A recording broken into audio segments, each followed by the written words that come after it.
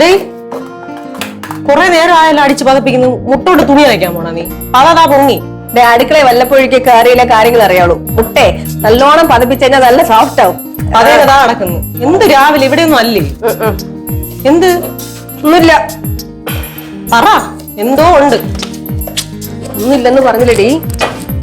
പറയടി. ഓരോരോ വിഷമങ്ങൾ. എന്തോന്ന് വിഷമിക്കാൻ?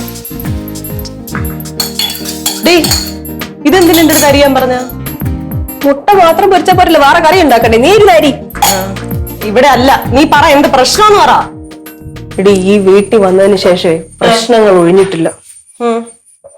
ഓരോന്നോരോന്നായിട്ട് വന്നോണ്ടേയിരിക്കുന്നു. എന്തോന്നാണ് ഇപ്പോഴത്തെ പ്രശ്നം?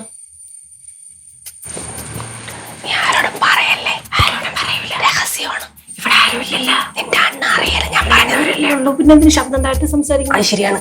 എടി കാര്യം എന്തോന്നറിയോ, അപ്പുറത്തെ ചന്ദ്രൻപിള്ള ഉണ്ടല്ലോ, ASI പോലീസ്, അങ്ങേരെ ഭാര്യയും കൂടി നാളേക്കൊരു ദിവസം വന്നു. എനിക്കറിയാലോ പഴയ പ്രശ്നങ്ങളൊക്കെ.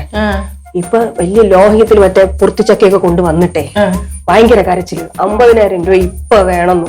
കൊടുത്താ പൈസ ഇല്ലായിരുന്നു.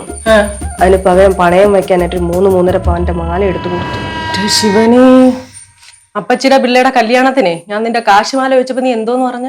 ഇല്ലാന്നു. നിനക്ക് അത് തന്നെ വേണം. തിരിച്ച് കിട്ടൂലടി. അന്ന് എന്റെ കയ്യിലില്ലായിരുന്നു, ലോക്കറിലായിരുന്നു മാല. അതുകൊണ്ടല്ലേ തരാത്തെ.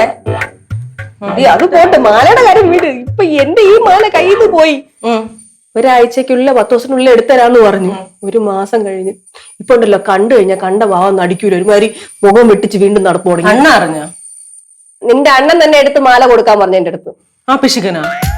ഇടി പിശുക്കൊക്കെ നമ്മുടെ അടുത്ത്. നാട്ടുകാർ വന്നു എല്ലായിടത്തും ഇട്ടു കൊടുക്കില്ലേ? അപ്പം തന്നെ നാട്ടുപ്രമാണി. ഒരു കാര്യം ചെയ്യാം, ഞാൻ പോവാ. എന്തിനാടി?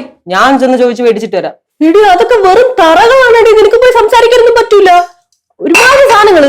ഞാൻ അല്ല, നീ അതിലും വലിയ തറയടി. ഞാൻ പറ, അങ്ങോട്ട് പോയാ മതി, അവിടെ ഉണ്ടാങ്ങ. അയ്യോ ഒന്നും വേണ്ട, നീ ഒന്നും പറയണ്ട. നമുക്ക് ഡീൽ ചെയ്തെടുക്കാം.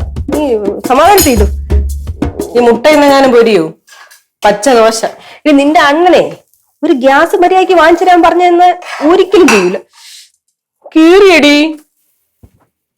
ഞാൻ ചെയ്യാം, നീ പോ. നീ ആയില്ല. അതൊരു കാര്യം ചെയ്യൂ, ഇത് വെന്തിട്ട് ഈ സൈഡ് ഉണങ്ങി വരുമ്പോഴത്തേക്കും തിരിച്ചിട്ടാ മതി. ഞാനേ വാഷിംഗ് മെഷീനിലേ കുറച്ച് പൊടി ഇട്ടിട്ട് വരാം. തിരക്കുത്തരം മുറിപ്പത്തരം. എവിടെ എന്റെ ഫോണ്?